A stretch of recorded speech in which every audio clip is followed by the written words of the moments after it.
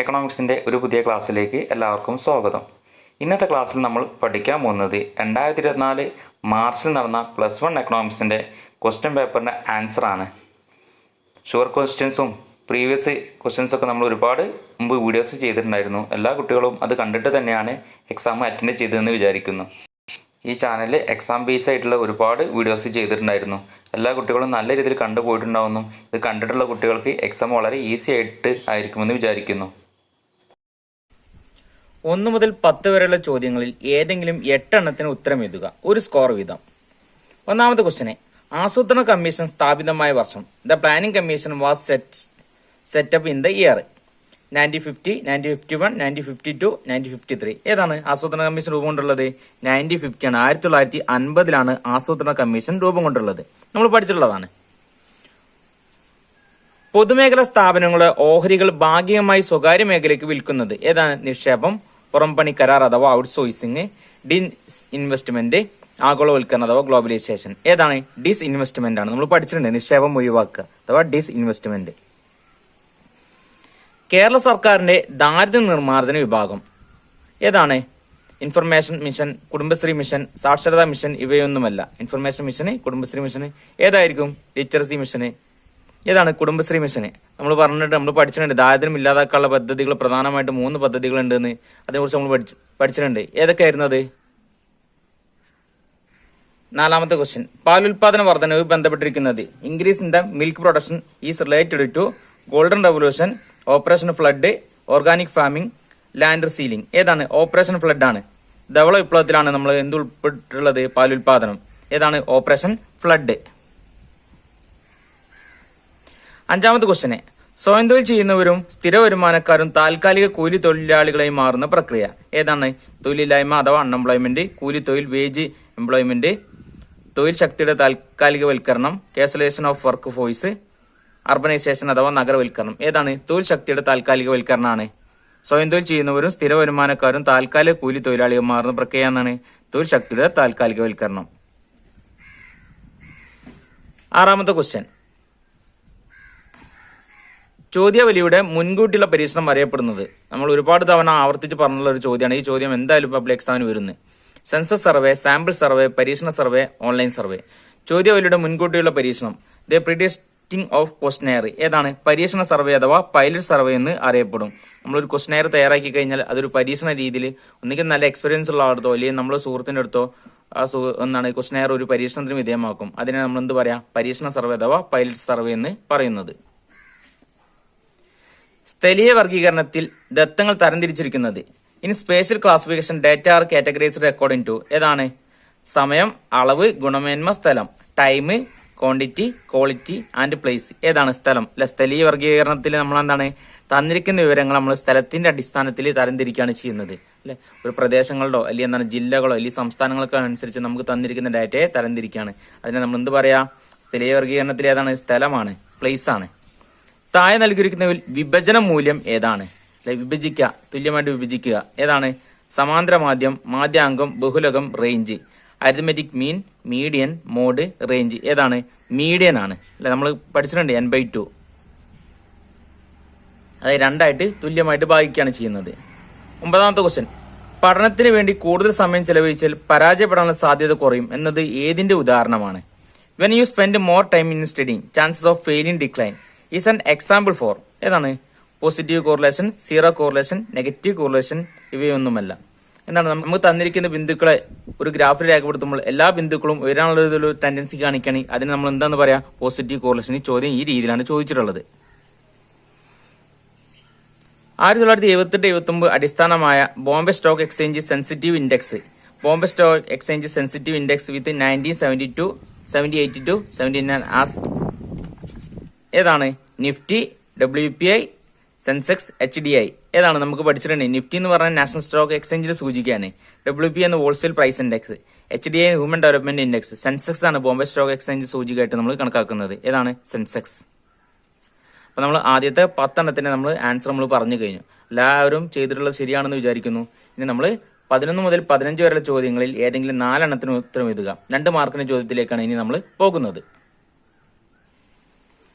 11ാമത്തെ question, പഞ്ചവത്സര പദ്ധതിയുടെ ലക്ഷ്യങ്ങൾ ഏവ? What are the goals of 5 year plans? നമ്മൾ പഠിച്ചിട്ടുണ്ടായിരുന്നു എക്സാമിന് ആവർത്തിച്ച് വരുന്ന ചോദ്യങ്ങളിൽ ഏതാണ് പഞ്ചവത്സര പദ്ധതിയുടെ ലക്ഷ്യങ്ങൾ. പ്രധാനമായിട്ടും പഞ്ചവത്സര പദ്ധതിക്ക് 4 ലക്ഷ്യങ്ങളാണുള്ളത്. 1 എക്കണോമിക് ഗ്രോത്ത് അഥവാ സാമ്പത്തിക വളർച്ച, 2 ആധുനീകരണം മോഡേണൈസേഷൻ, 3 സ്വാശ്രയത്വം സെൽഫ് റിലയൻസ്, 4 നീതി അഥവാ ഇക്വിറ്റി. പഞ്ചവത്സര പദ്ധതി ലക്ഷ്യങ്ങൾ ഏതൊക്കെയാണ്? സാമ്പത്തിക വളർച്ച, ആധുനികവൽക്കരണം, സ്വാശ്രയത്വം, നീതി. Economic growth, modernisation, self Reliance and equity.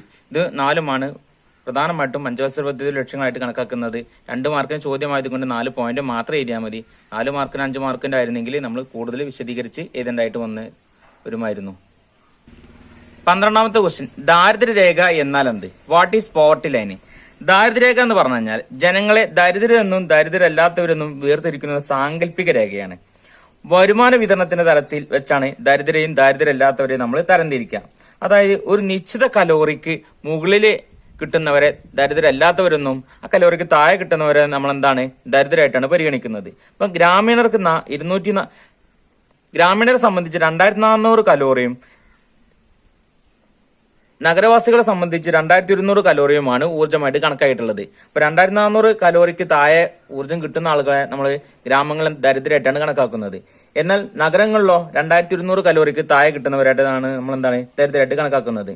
ഇനി 2009-2010 കാലഘട്ടങ്ങൾ പറഞ്ഞിട്ടുള്ളത് മാസത്തിൽ 673 രൂപയാണ് ഗ്രാമീണർക്ക് ലഭിച്ചു കഴിഞ്ഞാൽ അത് അതിന് താഴെയുള്ളവരെ ദാരിദ്ര്യരേഖയ്ക്ക് താഴെയുള്ളവരായിട്ടും അതിന് മുകളിലുള്ളവരെ ദാരിദ്ര്യമില്ലാത്തവരായിട്ടാണ് നമ്മൾ പരിഗണിക്കുന്നത്. എന്നാൽ നഗരങ്ങളിലോ 870 രൂപയാണ് ദാരിദ്ര്യരേഖയായിട്ട് കണക്കാക്കിയിട്ടുള്ളത്. ആ രൂപയ്ക്ക് താഴെ കിട്ടുന്നവരെ ദരിദ്രരായിട്ടും അതിന് മുകളിൽ കിട്ടുന്നവരെ ദാരിദ്ര്യം ഇല്ലാത്തവരായിട്ടാണ് നമ്മൾ കണക്കാക്കുന്നത്. അപ്പൊ ദാരിദ്ര്യരേഖ എന്ന് പറഞ്ഞു കഴിഞ്ഞാല് ഒരു സാങ്കല്പിക രേഖയാണ് അല്ലെ. അതായത് ജനങ്ങളെ ദരിദ്രെന്നും ദാരിദ്ര്യമില്ലാത്തവരെന്നും വേർതിരിക്കുന്ന ഒരു സാങ്കല്പിക രേഖ. +1 എക്കണോമിക്സിന്റെ ഇന്ത്യൻ എക്കോണമിയുടെ 4ാമത്തെ ചാപ്റ്ററിലാണ് നമ്മൾ ദാരിദ്ര്യരേഖയെ കുറിച്ചും ദാരിദ്ര്യത്തിന് കാരണങ്ങളെ കുറിച്ചൊക്കെ നമ്മൾ പഠിച്ചിട്ടുള്ളത്. 13ാമത്തെ ക്വസ്റ്റ്യൻ, ജൈവ കൃഷിയെ കുറിച്ച് ഒരു കുറിപ്പ് തയ്യാറാക്കുക. നമ്മൾ പഠിച്ചിട്ടുണ്ട് എന്താണ് ജൈവ കൃഷി എന്ന്. ജൈവ കൃഷി അഥവാ ഓർഗാനിക് ഫാമിംഗ്. നമ്മൾ ഇന്നത്തെ കാലത്ത് കഴിക്കുന്ന ഭക്ഷണ പദാർത്ഥങ്ങൾ നല്ല ശതമാനം കൃഷി ഉൽപ്പന്നങ്ങൾ കൂടുതലും രാസവളങ്ങളും രാസകീടനാശിനികളും ഉപയോഗിച്ചുള്ളതാണ് അല്ലെ. മാരകമായ കീടനാശിനികളും മറ്റും ഉപയോഗിച്ചിട്ടുള്ള ഉൽപാദനമാണ് ഇന്നത്തെ കാലത്ത് നടക്കുന്നത്. എന്നാൽ ജൈവ കൃഷിയുടെ പ്രാധാന്യം എന്ന് പറഞ്ഞു കഴിഞ്ഞാൽ ഇന്നത്തെ കാലത്ത് എന്ന് പറഞ്ഞു കഴിഞ്ഞാൽ നല്ല പോഷകരമായിട്ടുള്ള ഭക്ഷണം നമുക്ക് കഴിക്കാൻ വേണ്ടി സാധിക്കും. ഇന്നത്തെ കാലത്ത് ജൈവ ഉൽപ്പന്നങ്ങൾക്ക് നല്ല വിദേശ മാർക്കറ്റുകളുണ്ട്, നല്ല വില ലഭിക്കുന്നുണ്ട്. പിന്നെ അതുപോലെ തന്നെ നല്ല അധ്വാനപ്രദമാണ്. ജൈവികമായിട്ട് ഉൽപ്പാദിപ്പിക്കട്ട ഭക്ഷണ സാധനങ്ങൾക്ക് നല്ല പോഷകമൂല്യമുണ്ട്, നമ്മൾ നേരത്തെ പറഞ്ഞു. അതുപോലെ പരിസ്ഥിതി സൗഹൃദമാണ്. കാരണം എന്താണ്, അവിടെ ജൈവ കൃഷി ചെയ്യുമ്പോൾ നമ്മൾ ജൈവ വളങ്ങളും മറ്റാണ് ഉപയോഗിക്കുന്നത്. കാരണം അതൊരിക്കലും പരിസ്ഥിതിക്ക് യാതൊരുവിധ കോട്ടവും സംഭവിക്കുന്നില്ല. വളരെ ചുരുക്കി എഴുതിയാൽ മതി, നമ്മൾ 2 മാർക്കിന്റെ ചോദ്യമായതുകൊണ്ട്. 14ാമത്തെ ക്വസ്റ്റ്യൻ, പൈ ഡയഗ്രം കൊണ്ട് അർത്ഥമാക്കുന്നത് എന്ത്? ഇത് എല്ലാ പ്രാവശ്യവും പൈ ഡയഗ്രം വരയ്ക്കാനാണ് വരാറുള്ളത്. ഈ ഒരു പ്രാവശ്യം വന്നിട്ടുള്ളത് 2 മാർക്കിന് എന്താണ് പൈ ഡയഗ്രം അല്ലെങ്കിൽ പൈ ഡയഗ്രം കൊണ്ട് അർത്ഥമാക്കുക എന്താണ് ചോദിച്ചിട്ടുള്ളത്. What is meant by pie diagram? Pie diagram എന്ന് പറഞ്ഞു കഴിഞ്ഞാൽ നമുക്ക് തന്നിരിക്കുന്ന വിവരങ്ങളെ ശതമാനക്കണക്കിൽ രേഖപ്പെടുത്തിയതിനു ശേഷം അതിനെ പിന്നെ ഡിഗ്രിയിലേക്ക് മാറ്റാണ് ചെയ്യുക. അതായത് മൊത്തവും അവിടെ വിഭാഗം ഒന്നിച്ച് കാണിക്കേണ്ടി വരുമ്പോഴാണ് നമ്മളിത് ഉപയോഗപ്പെടുത്തുന്നത്. ഒരു വൃത്തം മുഖേനയാണ് നമ്മൾ മൊത്തത്തെ അല്ലെങ്കിൽ ടോട്ടലിനെ നമ്മൾ കാണിക്കുന്നത് പൈ ഡയഗ്രത്തിൽ. അവിടെ നമ്മൾ എല്ലാ കാര്യങ്ങളും ഉൾക്കൊള്ളിച്ചുകൊണ്ടിട്ടാണ്. അപ്പൊ നമ്മൾ എന്താണ് പൈ ഡയഗ്രം വരയ്ക്കുമ്പോൾ നമുക്ക് തന്നിരിക്കുന്ന വിവരങ്ങളെ ആദ്യം ശതമാനത്തിൽ അല്ലെങ്കിൽ ശതമാനത്തിലേക്ക് മാറ്റുകയും പിന്നീട് അതിനെ ഡിഗ്രിയിലേക്ക് മാറ്റിയിട്ട് എന്ത് ചെയ്യാണ് വരയ്ക്കാണ് ചെയ്യുന്നത്. ഡിഗ്രിയിലേക്ക് മാറ്റുമ്പോൾ നമ്മൾ പഠിച്ചിട്ടുണ്ട് ഒരു വൃത്തം എന്ന് പറഞ്ഞാൽ 360 ഡിഗ്രിയാണ്. എന്നാൽ അതിലേക്ക് ഉൾക്കൊള്ളിച്ചുകൊണ്ട് വരയ്ക്കുന്നതിനാണ് നമ്മൾ എന്ത് പറയാ പൈ ഡയഗ്രം എന്ന് പറയുന്നത്. 15ാമത്തെ ക്വസ്റ്റ്യൻ, ഒരു പ്രൊജക്ട് തയ്യാറാക്കുന്നതിനാവശ്യമായ 4 ഘട്ടങ്ങൾ എഴുതുക. Mention any 4 steps for making A project. ഒരു പ്രൊജക്ട് തയ്യാറാക്കുന്നത് എങ്ങനെയാണ് നമ്മൾ പഠിച്ചിട്ടുണ്ട്. ഇവിടെ 4 ഘട്ടങ്ങൾ എഴുതാനാണ് പറഞ്ഞുള്ളത്. ഒരു പ്രൊജക്ടിന് പ്രധാനമായിട്ടും 7 ഘട്ടങ്ങളുണ്ട് നമ്മൾ പഠിച്ചിട്ടുണ്ട്. ആമുഖം അഥവാ ഇൻട്രൊഡക്ഷൻ, പ്രശ്നാവതരണം സ്റ്റേറ്റ്മെന്റ് ഓഫ് ദി പ്രോബ്ലം, ലക്ഷ്യങ്ങൾ ഒബ്ജക്റ്റീവ്സ്, രീതിശാസ്ത്രം മെത്തഡോളജി, വിവര വിശകലനം അനാലിസിസ് ഓഫ് ഡാറ്റ, പഠനത്തിന്റെ പരിമിതികൾ ലിമിറ്റേഷൻസ് ഓഫ് ദ സ്റ്റഡി, നിഗമനങ്ങൾ കൺക്ലൂഷന്. അങ്ങനെ പ്രധാനമായിട്ടും 7 സ്റ്റെപ്പുകളുണ്ട് ഒരു പ്രൊജക്ട് നിർമ്മിക്കുന്നതിന്. 2 മാർക്കിന് ചോദ്യമായതുകൊണ്ട് നമ്മൾ 4 മാത്രം എഴുതിയാൽ മതി. എന്നാൽ 4 മാർക്കിന് 5 മാർക്കിനൊക്കെ ആണെങ്കിൽ ഓരോന്നും നമ്മൾ വിശദീകരിച്ച് എഴുതേണ്ടതായിട്ട് വരും. ഇവിടെ 2 മാർക്കിന് ചോദ്യമായതുകൊണ്ട് ഏതെങ്കിലും 4 നിങ്ങൾ എടുത്ത് എഴുതിയാൽ മതി. 16 മുതൽ 20 വരെയുള്ള ചോദ്യങ്ങൾ ഏതെങ്കിലും 4 ഉത്തരം എഴുതുക. 3 സ്കോർ വീതം. 16ാമത്തെ ക്വസ്റ്റ്യൻ, ഇന്ത്യയുടെ കാർഷിക മേഖല ബ്രിട്ടീഷ് കൊളോണിയൽ ഭരണത്തിൽ മുരടിച്ചിരുന്നു, അംഗീകരിക്കുന്നുണ്ടോ? ഉത്തരം ന്യായീകരിക്കുക. ബ്രിട്ടീഷുകാരുടെ കാലത്ത് നമ്മുടെ കാർഷിക മേഖല തകർച്ചയിലായിരുന്നു. അതിന് ഒരുപാട് കാരണങ്ങളുണ്ട് അല്ലെ. ഈ കാരണം കൊണ്ട് നമ്മൾ ഇതിനോട് നമ്മൾ യോജിക്കുകയാണ് ചെയ്യുന്നത്. ഒന്നാമതെന്ന് പറഞ്ഞു കഴിഞ്ഞാൽ അവർ നടപ്പിലാക്കിയ ചൂഷണാത്മകമായ ലാൻഡ് സെറ്റിൽമെന്റ് സമ്പ്രദായം, റയത്വാരി, മഹൽവാരി, ജമീന്ദാരി സമ്പ്രദായങ്ങൾ വിവിധ പ്രദേശങ്ങൾ അവർ നടപ്പിലാക്കുകയും കർഷകന് ഭൂമിയൊക്കെ പിടിച്ചെടുക്കാൻ വേണ്ടി ശ്രമിക്കുകയും ചെയ്യുന്നു. കർഷകന് ഭൂമി ഇല്ലാത്തൊരവസ്ഥ, അല്ലെങ്കിൽ കൃഷിക്കാരന് കൃഷി ചെയ്യാൻ കഴിയാത്തൊരവസ്ഥയായിരുന്നു അന്നത്തെ കാലത്ത് ഉണ്ടായിരുന്നത്. അതുപോലെ തന്നെ വളരെ മോശമായിട്ടുള്ള സാങ്കേതിക വിദ്യകൾ, ഇന്നത്തെ പോലുള്ള പമ്പ് സെറ്റുകളും അല്ലെങ്കിൽ സാങ്കേതിക വിദ്യകളൊന്നും അന്നത്തെ കാലത്ത് ഉണ്ടായിരുന്നില്ല. അന്നത്തെ കാലാവസ്ഥക്ക് അനുയോജ്യമായിട്ടുള്ള കൃഷി മാത്രമേ അന്നത്തെ കാലത്ത് ഉണ്ടായിരുന്നുള്ളൂ. ഇന്നെന്ന് പറഞ്ഞ ട്രാക്ടറുകളും പമ്പ് സെറ്റുകളും ഉപയോഗിച്ച് നമുക്ക് അല്ലെങ്കിൽ അത്യുൽപാദന ശേഷിയുള്ള വിത്തുകളും രാസവളങ്ങളും രാസകീടനാശികളും ഉപയോഗിച്ച് നമുക്ക് നല്ല രീതിയിൽ ഉൽപാദനം നടത്താൻ വേണ്ടി സാധിക്കും. അന്നത്തെ കാലത്ത് അതൊന്നും സാധിക്കുമായിരുന്നില്ല. വളരെ കുറച്ച് മാത്രം വളം ചേർക്കല്, ജലസേചന സൗകര്യത്തിന് അഭാവം, ഇന്നതുപോലുള്ള പമ്പ് സെറ്റുകളും മറ്റും അന്നത്തെ കാലത്ത് ഉണ്ടായിരുന്നില്ല. കൃഷിയുടെ വാണിജ്യവൽക്കരണം, അന്ന് കാർഷിക വിളകൾക്ക് പകരം കൂടുതലായിട്ട് നാണ്യവിളയിലേക്ക് മാറുകയാണ്. കാരണം ബ്രിട്ടീഷുകാർ കൂടുതലായിട്ട് നാണ്യവിള കൃഷി ചെയ്യാൻ വേണ്ടിയായിരുന്നു പ്രോത്സാഹിപ്പിച്ചിട്ടുണ്ടായിരുന്നത്. 1947 ഇന്ത്യ വിഭജനം, ഇതൊക്കെ ആയിരുന്നു നമ്മുടെ കാർഷിക മേഖല തകരാനുണ്ടായ കാരണങ്ങൾ. 17 കാർഷിക വിപണനം കൊണ്ട് അർത്ഥമാക്കുന്നത്. കാർഷിക വിപണനത്തിന്റെ ബദൽ മാർഗങ്ങളിൽ ചിലത് ലിസ്റ്റ് ചെയ്യുക. കാർഷിക വിപണനം കൊണ്ട് അർത്ഥമാക്കുന്നത്, കാർഷിക വിപണനം എന്ന് പറഞ്ഞു കഴിഞ്ഞാല് ഇപ്പൊ നമ്മളൊരു കമ്പോളത്തിൽ അല്ലെങ്കിൽ ഒരു കടയിൽ ചെന്ന് കഴിഞ്ഞാല് നമുക്ക് ഒരുപാട് സാധനങ്ങൾ, ഒരുപാട് പച്ചക്കറികളും മറ്റു സാധനങ്ങളും വാങ്ങാൻ സാധിക്കും. എന്നാൽ അത് വിവിധ സ്ഥലങ്ങളിൽ നിന്ന് വരുന്നതാണ്. ഇപ്പൊ തമിഴ്നാട്ടിൽ നിന്ന് വരുന്ന കൂടുതൽ പച്ചക്കറികളും അല്ലെങ്കിൽ അരിയും സാധനങ്ങളും നമ്മൾ കൂടുതലായിട്ട് ഉപയോഗിക്കുന്നത്. അതുപോലെ തന്നെ മറ്റുള്ള സ്ഥലങ്ങളിൽ നിന്ന് ഇതുപോലെ കടന്നു വരുന്നുണ്ട്. അതായത് നമ്മുടെ നാടുകളിലേക്ക് അല്ലെങ്കിൽ വിറ്റയ്ക്കുള്ള സ്ഥലങ്ങളിലേക്ക് എത്തിക്കാൻ വേണ്ടി വിവിധ സ്ഥലങ്ങളിൽ നിന്ന് ഒരുപാട് വിപണന ശൃംഖല ഇന്നത്തെ കാലത്ത് നിലവിലുണ്ട്. ഇപ്പം സാധനങ്ങൾ വിറ്റഴിക്കാൻ വേണ്ടി ഇപ്പം സാധനം ഉൽപ്പാദിപ്പിക്കുന്നതും അതുപോലെ സാധനങ്ങൾ സംസ്കരിക്കുന്നതും അല്ലെങ്കിൽ വിവിധ സ്ഥലങ്ങളിലേക്ക് എത്തിക്കുന്നതിന് വേണ്ടി ട്രാൻസ്പോർട്ട് സംവിധാനവും അല്ലെങ്കിൽ വിതരണ സംവിധാനത്തോടെ ഒക്കെ ഒരുപാട് ഇന്നത്തെ വിപണി സംവിധാനം ഇന്നത്തെ കാലത്ത് ഒരുപാട് മെച്ചപ്പെട്ടിട്ടുണ്ട്. ഒന്നാമെന്ന് പറഞ്ഞു കഴിഞ്ഞാൽ കാർഷികോൽപ്പന്നങ്ങൾക്ക് കിട്ടുന്ന വിലയാണ് ഒരു പ്രധാന ഘടകം. എന്നാൽ കർഷകരെ സംബന്ധിച്ച് വളരെ തുച്ഛമായിട്ടുള്ള വില മാത്രമേ കിട്ടുന്നുള്ളൂ. അതുകൊണ്ട് ഇവരുടെ കാർഷിക മേഖല അല്ലെങ്കിൽ കൃഷി മെച്ചപ്പെടാൻ വേണ്ടി ഗവൺമെന്റ് നേരിട്ട് ഇടപെടുകയും അവരുടെ കാർഷിക വിപണനം മെച്ചപ്പെടുത്താൻ വേണ്ടി ഒരുപാട് കാര്യങ്ങൾ ചെയ്യേണ്ടത്. അപ്പം അതിന് കൊണ്ടുവന്നതാണ് റെഗുലേറ്റഡ് മാർക്കറ്റുകൾ. പിന്നെ ഗതാഗത മേഖല കൂടുതലായിട്ട് മെച്ചപ്പെടുത്തി, റോഡുകൾ, റെയിൽവേകളൊക്കെ അതിനു വേണ്ടി മെച്ചപ്പെടുത്തി. അതുപോലെ കൃഷി നല്ല രീതിയിൽ ചെയ്യാൻ വേണ്ടി താങ്ങുവില പ്രഖ്യാപിച്ചു. കുറഞ്ഞ പലിശക്ക് വായ്പ കൊടുത്ത് കൃഷിയും മറ്റും ചെയ്യാൻ വേണ്ടി ആനുകൂല്യങ്ങൾ, സാധാരണ വിപണനം മെച്ചപ്പെട്ടു. അങ്ങനത്തെ ഒരുപാട് കാര്യങ്ങൾ ചെയ്യണ്ടേ. ഇപ്പം പഞ്ചാബ്, ഹരിയാന സ്ഥലങ്ങൾ അപ്നിയം മണ്ഡി, പൂനെയിൽ അഡാസ്പർ മണ്ഡി പറഞ്ഞ അങ്ങനത്തെ ഒരുപാട് സംഘടനകളുണ്ട്. ഇതൊക്കെ കാർഷിക മേഖല മെച്ചപ്പെടാൻ വേണ്ടി, അല്ലെങ്കിൽ കർഷകർക്ക് കൂടുതലായിട്ട് വരുമാനം കിട്ടാൻ വേണ്ടി, അല്ലെങ്കിൽ കൂടുതൽ ലാഭം കിട്ടാൻ വേണ്ടി അവിടുത്തെ ഓരോ ഗവൺമെന്റുകൾ കൊണ്ടുവന്നാണ്. അതുപോലെ തന്നെ കാർഷിക വിപണനത്തിന്റെ ബദൽ മാർഗങ്ങൾ അല്ലെങ്കിൽ കൃഷിന്റെ കൂടെ നമുക്ക് ചെയ്യാൻ പറ്റുന്ന മറ്റുള്ള ഘടകങ്ങൾ അതൊക്കെയാണ്. കന്നുകാലി വളർത്തല്. കാരണം അപ്പം നെല്ലും മറ്റുള്ള ആളുകളെ സംബന്ധിച്ച് അവര് വിളവെടുത്ത് കഴിഞ്ഞാൽ ആ വൈക്കോലും മറ്റും കന്നുകാലികൾക്ക് കൊടുക്കാൻ വേണ്ടി സാധിക്കും. അതെന്ന് പറഞ്ഞാൽ കൃഷി പോലുള്ള അതുപോലെ തന്നെ ഒരു പ്രധാനപ്പെട്ട ഘടകമാണ്. ഫിഷറീസ്, മീൻ വളർത്തല് കർഷകരെ സംബന്ധിച്ച് അതുപോലെ മീൻ വളർത്തൽ പ്രധാനമായിട്ടുള്ളതാണ്.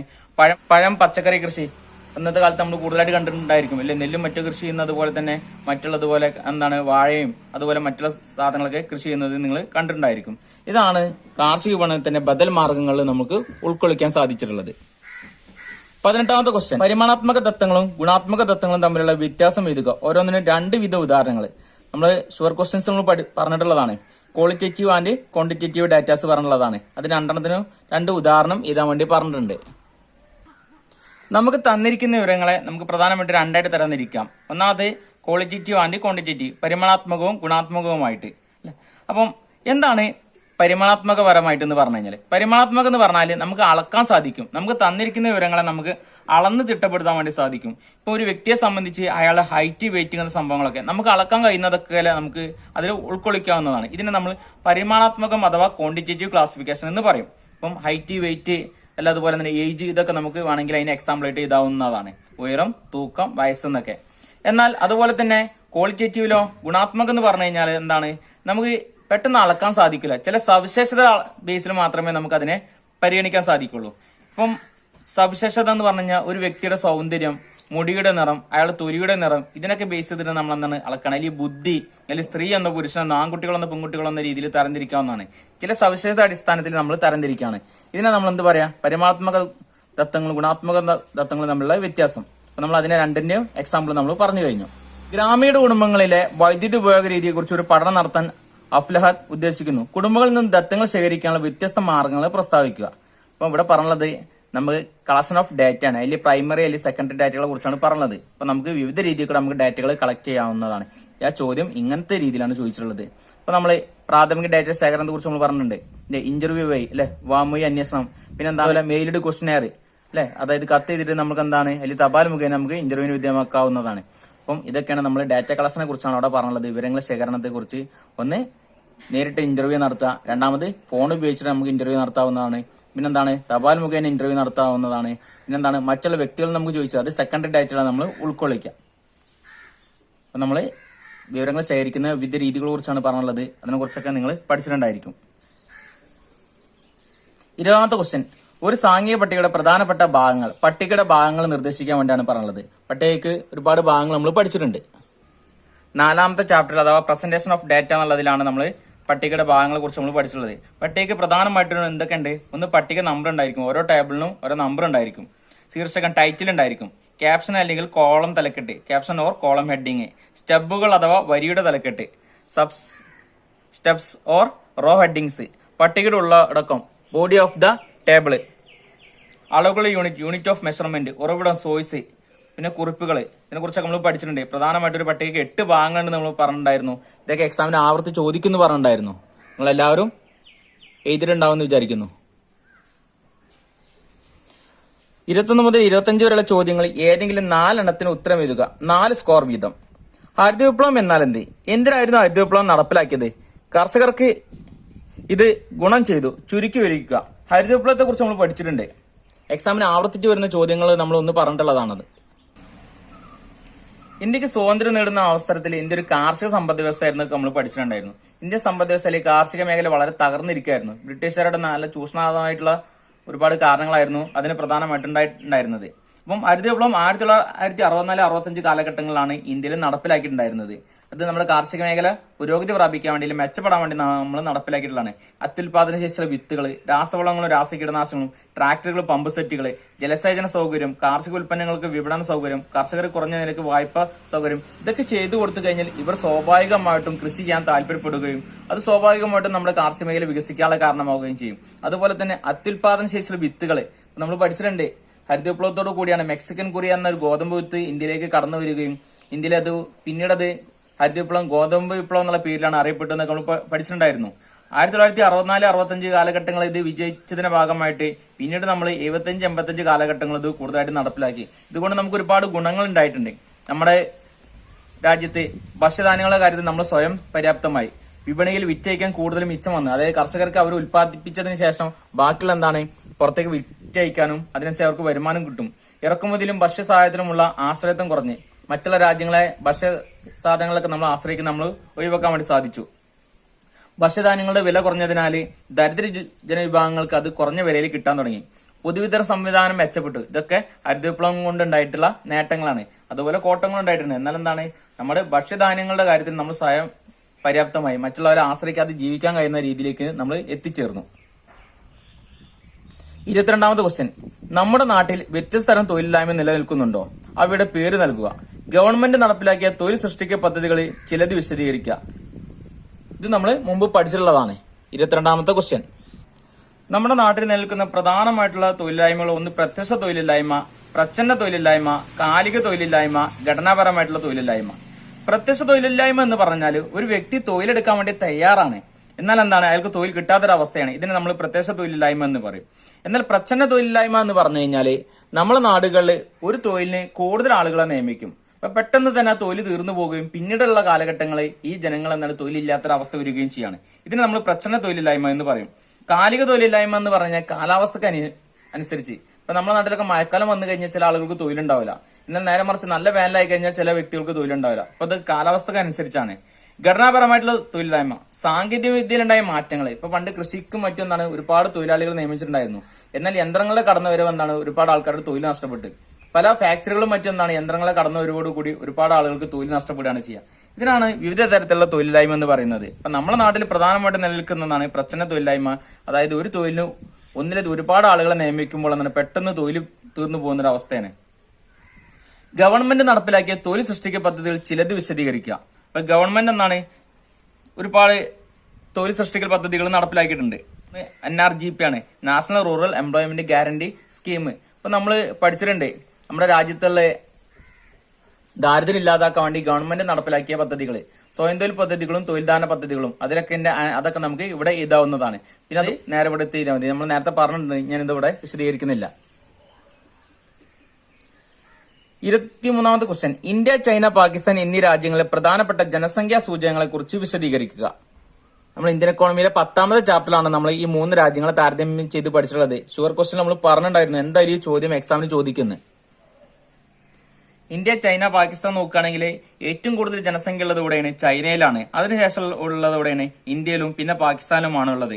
എന്നാൽ ജനസംഖ്യ വളർച്ചയുടെ കാര്യത്തിൽ നോക്കുകയാണെങ്കിൽ പാകിസ്ഥാനാണ് ഏറ്റവും മുൻപന്തിയിൽ. അവിടെ കുട്ടികളുടെ എണ്ണം കൂടിക്കൊണ്ടിരിക്കുകയാണ്.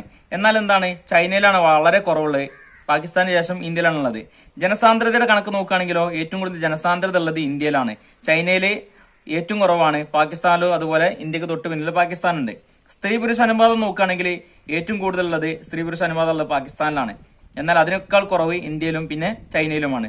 ഫെർട്ടിലിറ്റി നിരക്ക് നോക്കുകയാണെങ്കിൽ എവിടെയാണ് ഏറ്റവും കൂടുതലുള്ളത്, പാകിസ്ഥാനിലാണ് ഏറ്റവും കൂടുതൽ, അതിനുശേഷം ഇന്ത്യയിലാണ്. അപ്പം ഇതിനെ താരതമ്യം ചെയ്യാൻ വേണ്ടി പറഞ്ഞതാണ്. അപ്പൊ നിങ്ങൾക്ക് ഉള്ള ഐഡിയ വെച്ചാണ് നിങ്ങൾ എന്താണ് കൂടുതലായിട്ട് വിശദീകരിച്ച് എഴുതാനായിട്ട് വരും. ഏകദേശം 3 രാജ്യങ്ങൾ ഒരേ സമയത്താണ് സ്വതന്ത്രമായിട്ടുള്ളത്. ഇന്ത്യയും പാകിസ്ഥാനെ അപേക്ഷിച്ച് നോക്കുമ്പോൾ ചൈന ഒരുപാട് മുൻപന്തിയിലാണ്. ചൈന ജനസംഖ്യയുടെ കാര്യത്തിൽ വളരെ കൂടുതലുള്ള രാജ്യമാണെങ്കിൽ പോലും അവരുടെ എന്താണ് വികസനത്തിന്റെ കാര്യത്തിൽ അവർ വളരെ മുൻപന്തിയിലുണ്ട്. അപ്പൊ ഈ 3 രാജ്യങ്ങളും താരതമ്യം ചെയ്തുകൊണ്ട് എന്തൊക്കെ എഴുതണം നിങ്ങൾക്ക് അറിയാവുന്ന കാര്യമാണ്. നിങ്ങൾ ഐഡിയ വെച്ചിട്ട് എഴുതി ഉണ്ടാക്കേണ്ടതാണ്. 24ാമത്തെ ക്വസ്റ്റ്യൻ, താഴെ തന്നിരിക്കുന്നവയെ അനുയോജ്യമായ ഡയഗ്രങ്ങളിലൂടെ പ്രതിപാദിക്കുക. Positive correlation, negative correlation, perfect positive correlation, perfect negative correlation. Sure question നമ്മൾ പറഞ്ഞിട്ടുള്ളതാണ്. ഒന്നാമത് പോസിറ്റീവ് കോറിലേഷൻ, നമുക്ക് തന്നിരിക്കുന്ന ബിന്ദുക്കൾ എന്താണ്, വലതു മൂലയിൽ നിന്ന് ഇടതു മൂലയിലേക്ക് ഉയരാനുള്ള ടെൻഡൻസി കാണിക്കുകയും എന്നാൽ അവയെ ബന്ധിപ്പിച്ചുകൊണ്ട് കർവ് വരച്ചു കഴിഞ്ഞാൽ എല്ലാ ബിന്ദുക്കളും കർവിന് മുകളിലും താഴെയും കർവിലും കാണിച്ചിരിക്കുകയാണെങ്കിൽ അതിന് പോസിറ്റീവ് കോറിലേഷൻ എന്ന് പറയും. അടുത്തതോ നെഗറ്റീവ് കോറിലേഷൻ എന്ന് പറഞ്ഞു കഴിഞ്ഞാലോ, നമുക്ക് തന്നിരിക്കുന്ന ബിന്ദുക്കൾ വലതു ഭാഗത്ത് നിന്ന് ഇടതു ഭാഗത്തേക്ക് താഴാനുള്ള ഒരു പ്രവണത കാണിക്കുകയാണ്. എന്നാൽ അതിനെ ബന്ധിപ്പിച്ചുകൊണ്ട് കർവ് വരച്ചു കഴിഞ്ഞാൽ ബിന്ദുക്കളെല്ലാം അരയ്ക്ക് മുകളിലും താഴെയും കാണപ്പെടുകയാണെങ്കിൽ അതിന് നെഗറ്റീവ് കോറിലേഷൻ എന്ന് പറയും. അടുത്തത് പൂർണ്ണ പോസിറ്റീവ്, പെർഫെക്റ്റ് പോസിറ്റീവ് കോറിലേഷൻ എന്ന് പറഞ്ഞാൽ നമുക്ക് തന്നിരിക്കുന്ന ബിന്ദുക്കൾ വലതു ഭാഗത്ത് നിന്ന് ഇടത് ഭാഗത്തേക്ക് ഉയരാനുള്ള പ്രവണത കാണിക്കുകയും എന്നാൽ ഇവയെ ബന്ധിപ്പിച്ചുകൊണ്ട് കർവ് വരയ്ക്കുകയാണെങ്കിൽ എല്ലാ ബിന്ദുക്കളും ആ കർവിലാണ് കാണപ്പെടുന്നതെങ്കിൽ അതിനെ പൂർണ്ണ പോസിറ്റീവ് സഹബന്ധം, പെർഫെക്റ്റ് പോസിറ്റീവ് കോറിലേഷൻ എന്ന് പറയും. എന്നാൽ പൂർണ്ണ നെഗറ്റീവ് സഹബന്ധം അഥവാ പെർഫെക്റ്റ് നെഗറ്റീവ് കോറിലേഷൻ എന്ന് പറഞ്ഞു കഴിഞ്ഞാൽ നമുക്ക് തന്നിരിക്കുന്ന ബിന്ദുക്കളെ വലത് ഭാഗത്ത് നിന്ന് ഇടത് ഭാഗത്തേക്ക് താഴാനുള്ള പ്രവണത കാണിക്കുകയും ആ ബിന്ദുക്കളെ ബന്ധിപ്പിച്ചുകൊണ്ട് കർവ് വരച്ചു കഴിഞ്ഞാൽ എല്ലാ ബിന്ദുക്കളും കർവിൽ മാത്രമാണ് കാണപ്പെടുന്നതെങ്കിൽ അത് നമ്മൾ എന്ത് പറയും, പെർഫെക്റ്റ് നെഗറ്റീവ് കോറിലേഷൻ എന്ന് പറയും. അപ്പം എക്സാമിന് ആവർത്തിച്ച് വരുന്ന 4 മാർക്കിന് ചോദ്യമായിരുന്നു. നിങ്ങൾ എല്ലാവരും ഇത് ശരിയാക്കിയിട്ടുണ്ടാവുമെന്ന് വിചാരിക്കുന്നു. 25ാമത്തെ ക്വസ്റ്റ്യൻ, താഴെ നൽകിയതിൽ നിന്ന് കേവല സഞ്ചിത വില സൂചിക കണക്കാക്കുക. ലഭിച്ച ഉത്തരം വ്യാഖ്യാനിക്കുക. ഇവിടെ നിന്നാണ് ബേസ് പീരീഡ് തന്നിട്ടുണ്ട്, വർഷം തന്നിട്ടില്ല. പകരം എന്താണ് അടിസ്ഥാന വർഷവും അല്ലെങ്കിൽ അടിസ്ഥാന കാലവും നിലവിലെ കാലവും തന്നിട്ടുണ്ട്.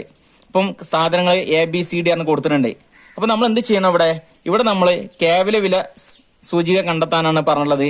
അതിന് ഇക്വേഷൻ എന്തായിരുന്നു, P01 equal to sigma P1 by sigma P0 into 100 എന്നുള്ള ഇക്വേഷനാണ് നമ്മൾ ഉപയോഗിക്കേണ്ടത്.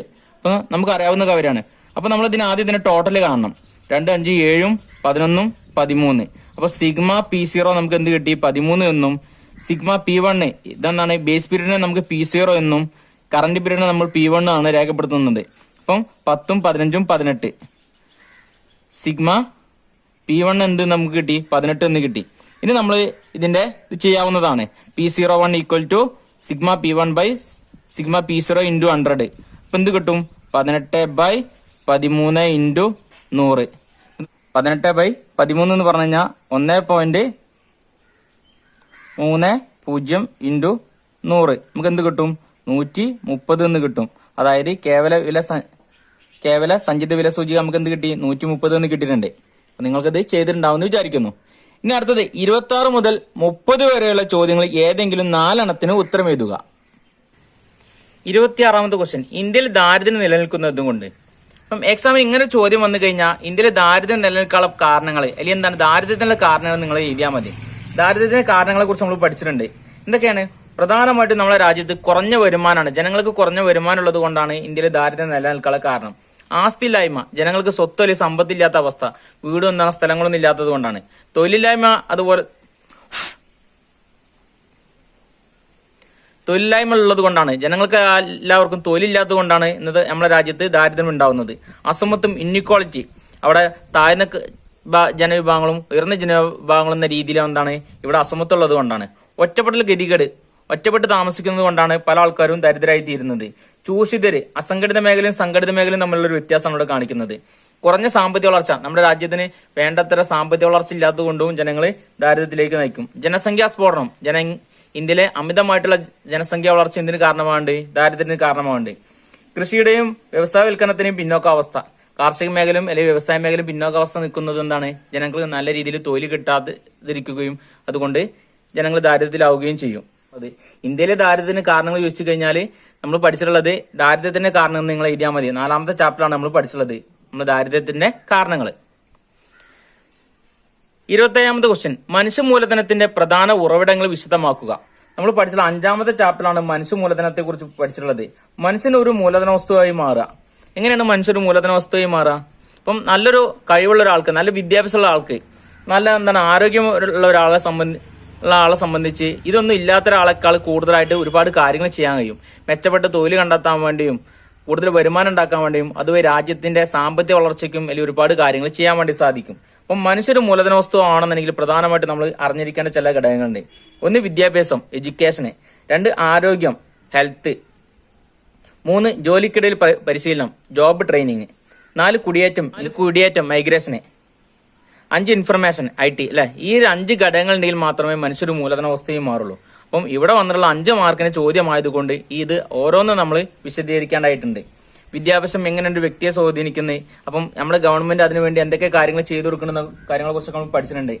5ാമത്തെ chapter human capital formation in India, മനുഷ്യ മൂലധന സ്വരൂപീകരണം ഇന്ത്യയിൽ, ഇന്ത്യൻ എക്കോണമിയിൽ 5ാമത്തെ ചാപ്റ്ററാണ് ഇത് വിശദീകരിച്ച് കൊടുത്തിട്ടുണ്ട്. അത് നോക്കിക്കഴിഞ്ഞാൽ നിങ്ങൾക്ക് അറിയാൻ സാധിക്കും.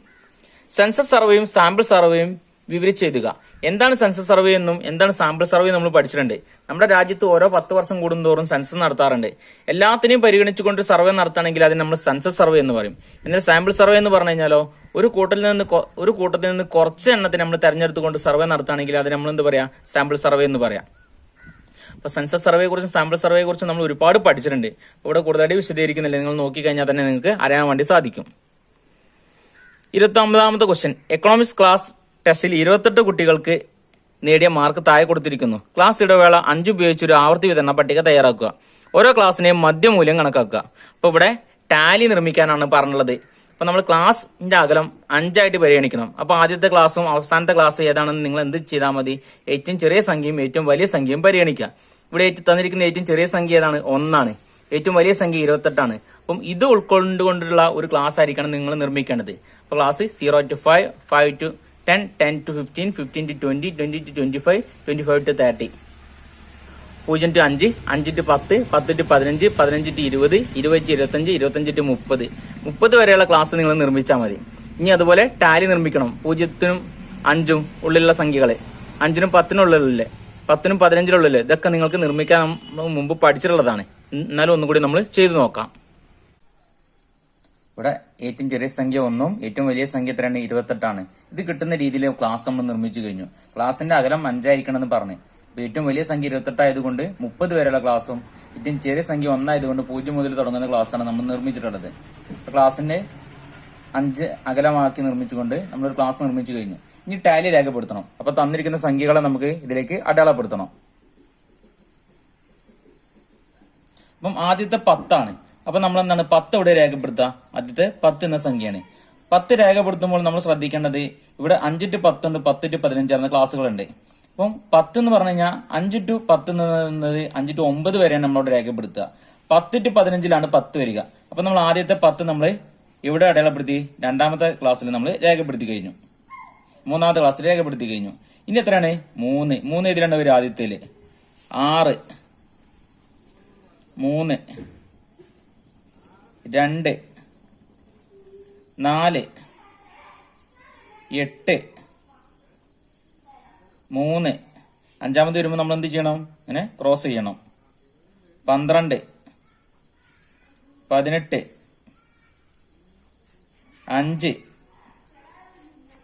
9, 28, 25, 5 12 8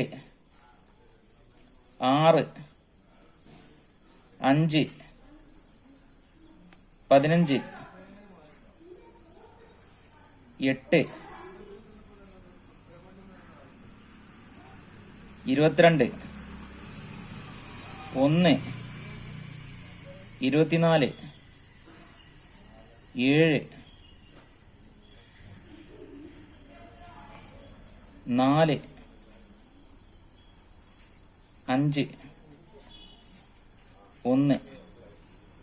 അപ്പോൾ നമ്മൾ ടാലി നിർമ്മിച്ചു കഴിഞ്ഞു. ഇനി ഫ്രീക്വൻസി എന്ന് പറഞ്ഞാൽ ടാലി കൂട്ടി എഴുതണം.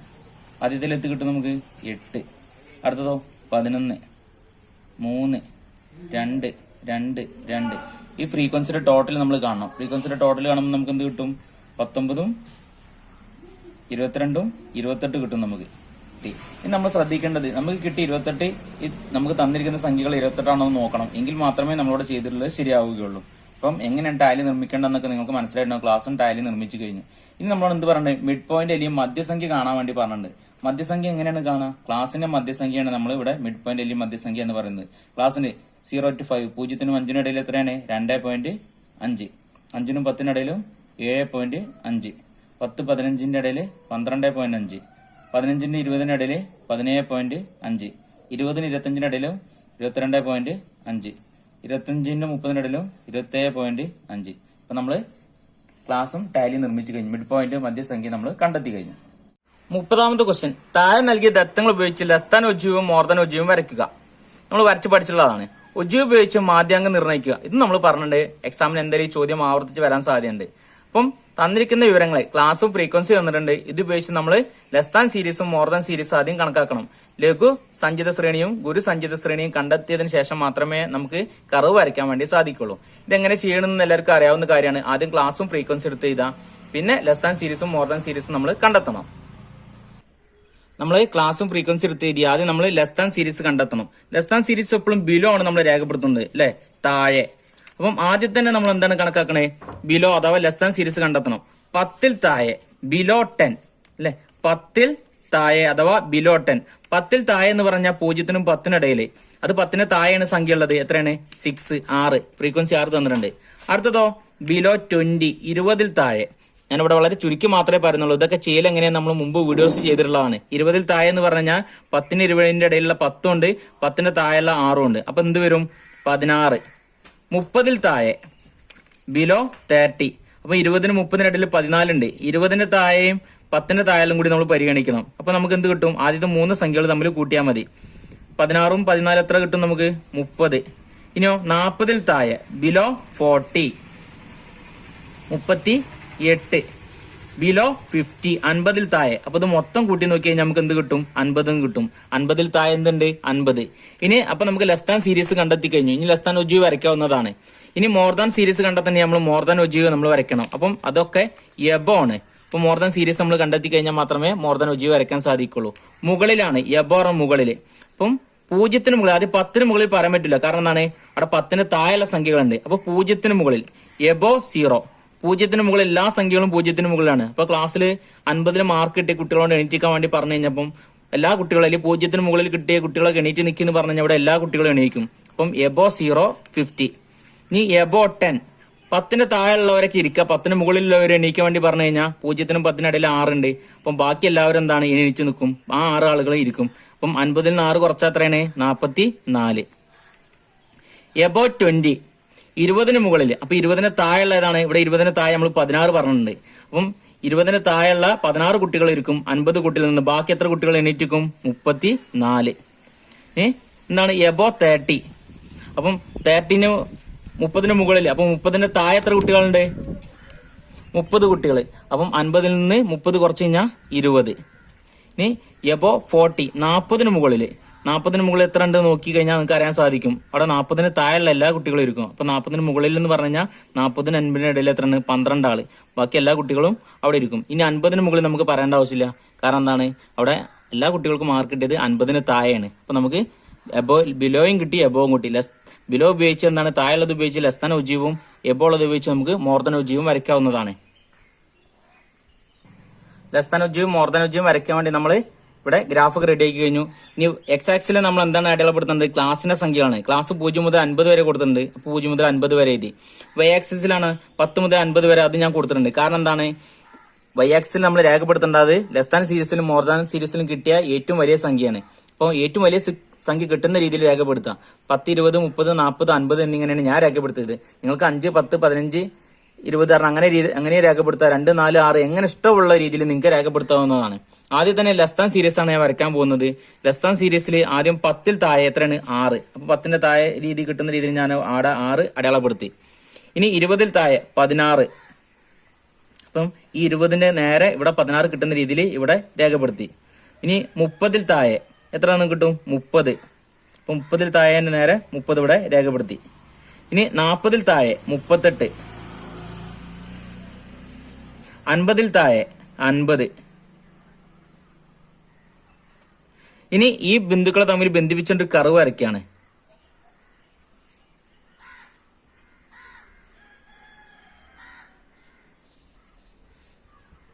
ഇതിനെ നമ്മൾ എന്ത് പറയും? ലെസ് ദാൻ ഒജീവ് എന്ന് പറയും. Less than ogive. ഇനി മോർ ദാൻ ഒജീവ് ആണെങ്കിലോ ആദ്യം തന്നെ 0ന് മുകളിൽ 50, പിന്നെ 10ന് മുകളിൽ 44, 20ന് മുകളില് 34, 40ന് മുകളിൽ 20, 20ന് മുകളിൽ 34, 30ന് മുകളിൽ 20, 40ന് മുകളിൽ 12. ഇനിയും ഇതുപോലെ ഈ ബിന്ദുക്കളെ ബന്ധിപ്പിച്ചുകൊണ്ട് കർവ് വരയ്ക്കാണ്. അപ്പം ഇതിനെ നമ്മൾ എന്ത് പറയും? മോർ ദാൻ ഒജീവ് എന്ന് പറയും. ഇനി ഇവ തമ്മിൽ ലെസ് ദാൻ ഒജീവും മോർ ദാൻ ഒജീവും തമ്മിൽ കൂട്ടിമുട്ടുന്ന ഒരു പോയിന്റ് കണ്ടങ്ങള്. ഇവിടുന്ന് ഇങ്ങോട്ട് താഴത്തേക്ക് ഒരു വര വരച്ചാൽ എക്സ് ആക്സിൽ വര വരച്ചു കഴിഞ്ഞാൽ ഈ കിട്ടുന്നത് എന്താണോ ഇതാണ് ഇതിന്റെ മീഡിയം എന്ന് പറഞ്ഞു കഴിഞ്ഞാൽ ഈ വര തമ്മിൽ കൂട്ടിമുട്ടുന്ന എക്സ് ആക്സിലേക്ക് ലെസ് ദാൻ ഒജീവും മോർ ദാൻ ഒജീവും തമ്മിൽ കൂട്ടിമുട്ടുന്ന പോയിന്റിൽ നിന്ന് നേരെ വര വരയ്ക്കുക എക്സ് ആക്സിലേക്ക്. അപ്പൊ ഇവിടെ കിട്ടുന്നത് എന്താണോ ഇതാണ് ഇതിന്റെ മീഡിയം എന്ന് പറഞ്ഞാൽ. ഒജീവ് കർവ് വരച്ചത് എങ്ങനെയാണെന്ന് എല്ലാവർക്കും മനസ്സിലായിട്ടുണ്ടാവും. ഇതിന്റെ ആൻസർ കറക്റ്റ് ആണെന്ന് നിങ്ങൾ ചെയ്തു നോക്കുക.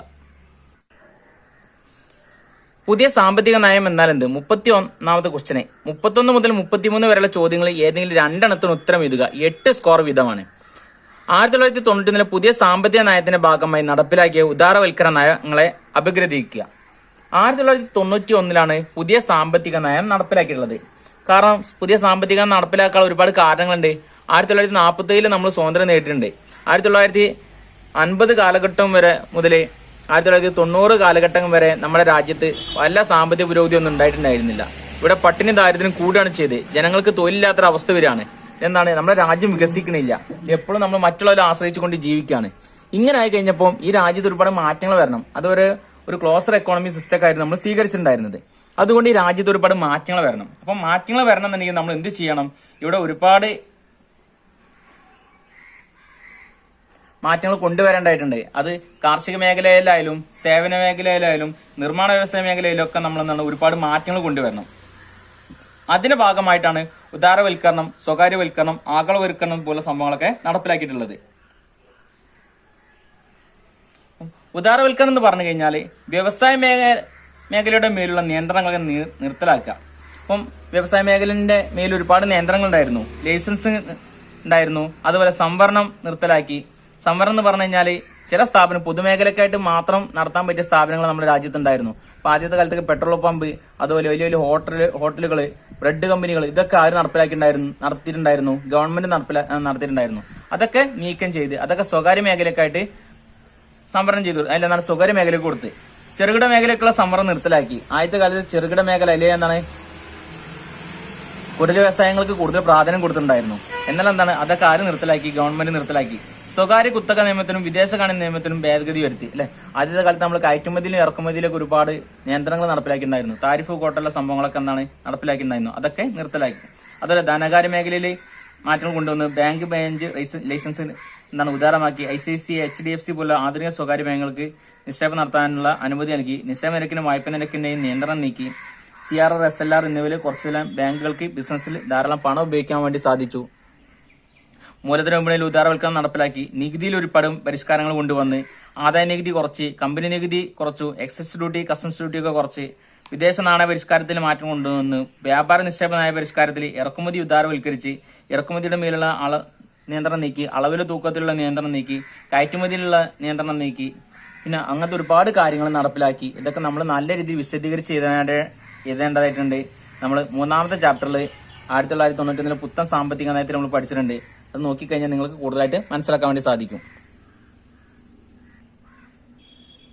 32ാമത്തെ ക്വസ്റ്റ്യൻ, സുസ്ഥിര വികസനം എന്നാൽ എന്ത്? സുസ്ഥിര വികസനത്തെ വിവിധ തന്ത്രങ്ങൾ വിശദീകരിക്കുക.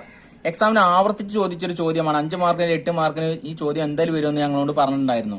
What is sustainable development? എന്താണ് സുസ്ഥിര വികസനം? സുസ്ഥിര വികസനം എന്ന് പറഞ്ഞു കഴിഞ്ഞാൽ പ്രകൃതിക്ക് അനുയോജ്യമായിട്ടുള്ള വികസനമാണ്. ഇന്നത്തെ കാലത്ത് വികസനം ഇല്ലാത്തതിനെ കുറിച്ച് ഒരിക്കലും ചിന്തിക്കാൻ കഴിയില്ല. എന്നാൽ നമ്മുടെ വികസനം എന്ന് പറഞ്ഞാൽ, ഇന്നത്തെ കാലത്തുള്ള വികസനം എന്ന് പറഞ്ഞു കഴിഞ്ഞാൽ ഭാവിക്ക് ഒരുപാട് കോട്ടങ്ങൾ സംഭവിക്കുന്നുണ്ട്. നമ്മൾ എന്ത് ചെയ്യണം? പെട്രോൾ, ഡീസൽ എന്നിവയുടെ അമിതമായിട്ടുള്ള ഉപയോഗം, പരിസരം മലിനമാവുന്നുണ്ട്, വായു മലിനമാവുന്നുണ്ട്, അല്ലെ? ഇങ്ങനത്തെ ഒരുപാട് പ്രശ്നങ്ങൾ ഉണ്ടാവുന്നുണ്ട്. അല്ലെങ്കിൽ പരിസ്ഥിതിക്ക് ഒരുപാട് കോട്ടങ്ങൾ തട്ടുന്നുണ്ട്. എന്നാൽ പരിസ്ഥിതിക്ക് അനുയോജ്യമായിട്ടുള്ള വികസനത്തെയാണ് നമ്മൾ സുസ്ഥിര വികസനം എന്ന് പറയുന്നത്. അപ്പോൾ സുസ്ഥിര വികസനം ഉണ്ടായിക്കഴിഞ്ഞാൽ എന്താണ്? ഇന്നത്തെ കാലത്ത് ജീവിക്കുന്ന അതുപോലെ തന്നെ ഭാവി തലമുറക്കും ഇവിടെ നല്ല രീതിയിൽ ജീവിക്കാൻ വേണ്ടി സാധിക്കും. അപ്പം അതിനുവേണ്ടി നമ്മൾ എന്തൊക്കെ കാര്യങ്ങൾ ചെയ്യണം? ഒന്നാമത് ജനസംഖ്യ പരിമിതപ്പെടുത്തുക, അല്ലെ? ഇവിടെ ജനസംഖ്യ സ്ഫോടനമാണ് നടക്കുന്നത്, അല്ലെങ്കിൽ ജനസംഖ്യ അമിതമായിട്ട് വളരാണ്. നിവേശനങ്ങൾ തീർത്തും ഫലപ്രദമാകുന്ന രീതിയിലുള്ള സാങ്കേതിക വിദ്യ സ്വീകരിക്കുക. പുതുക്കാവുന്ന വിഭവങ്ങൾ മാത്രം ഉപയോഗിക്കുക. പുതുക്കാനാവാത്ത വിഭവങ്ങളുടെ ഉപയോഗം കുറയ്ക്കാൻ വേണ്ടി ശ്രമിക്കുക. മലിനീകരണം കുറയ്ക്കാൻ വേണ്ടി ശ്രമിക്കുക. സുസ്ഥിര വികസനത്തിൽ ഒരുപാട് തന്ത്രങ്ങൾ, അല്ലെങ്കിൽ സുസ്ഥിര വികസനം നടപ്പിലാക്കുന്ന ഒരുപാട് കാര്യങ്ങൾ നമ്മൾ ചെയ്യാണ്ട്.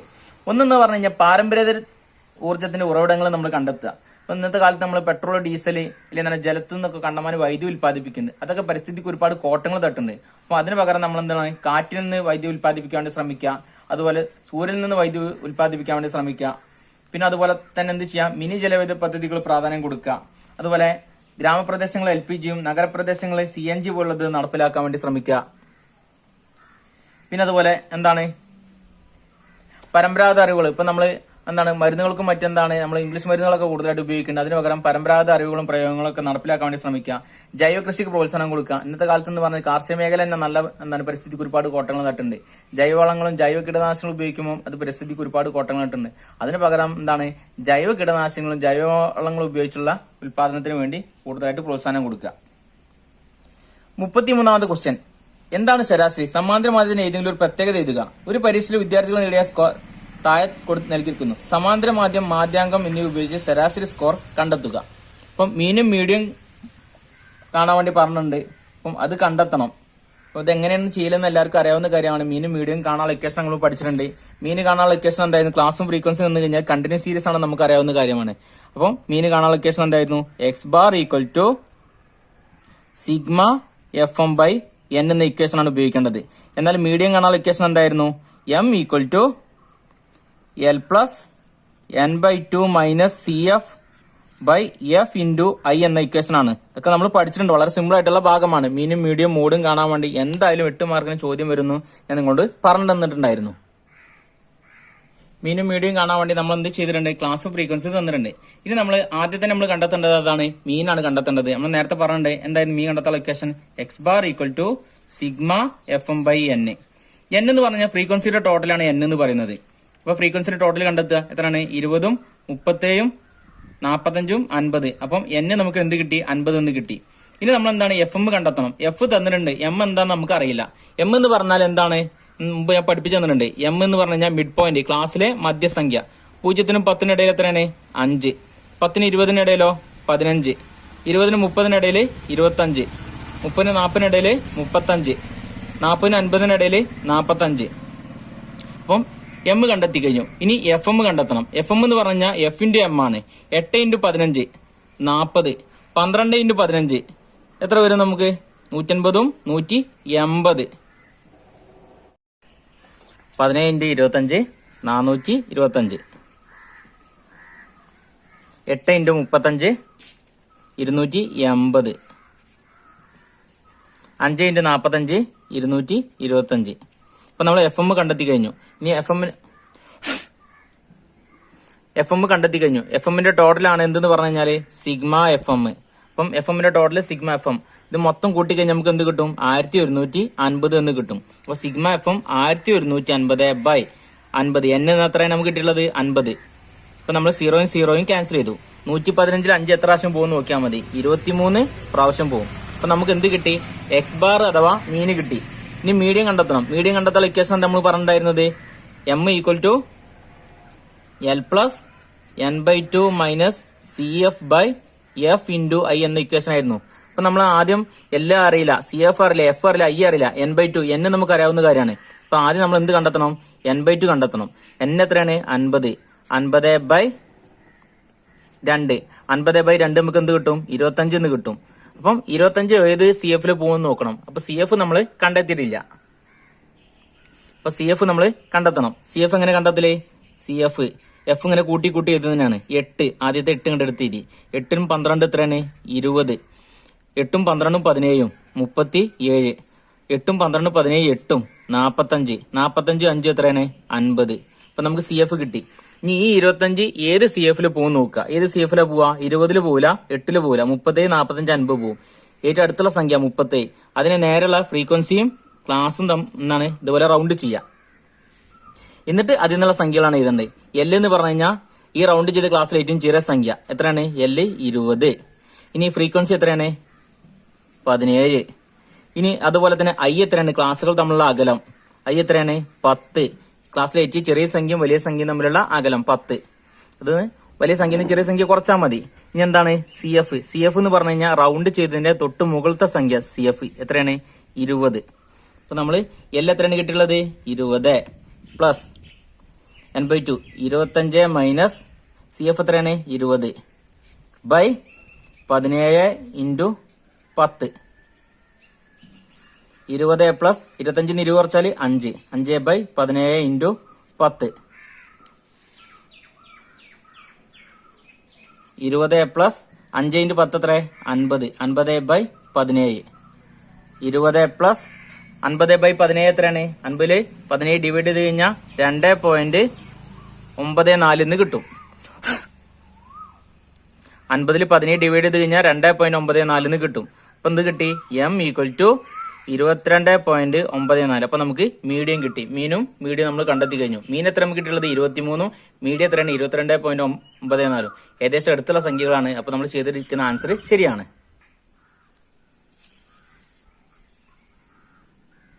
നമ്മൾ 2024 മാർച്ചിൽ നടന്ന +1 എക്കണോമിക്സിന് ആൻസർ കീ ആണ് ചെയ്തിട്ടുള്ളത്. എല്ലാ ആൻസറും ശരിയായിട്ടുണ്ടാവും എന്ന് വിചാരിക്കുന്നു. നിങ്ങൾ എല്ലാവരും ചെയ്തിട്ടുള്ളത് കറക്റ്റ് ആയിരിക്കും എന്ന് വിചാരിക്കുന്നു. A+ ഒക്കെ എല്ലാവർക്കും കിട്ടിയിട്ടുണ്ടാവും എന്ന് വിചാരിക്കുന്നു. Okay, thank you. എല്ലാവരും നല്ല രീതിയിൽ പഠിച്ച് മാർക്ക് വാങ്ങിയിട്ടുണ്ടാവും എന്ന് വിചാരിക്കുന്നു. എല്ലാവരും കുട്ടികൾക്ക് നല്ല മാർക്ക് കിട്ടി പാസ്സാവട്ടെ.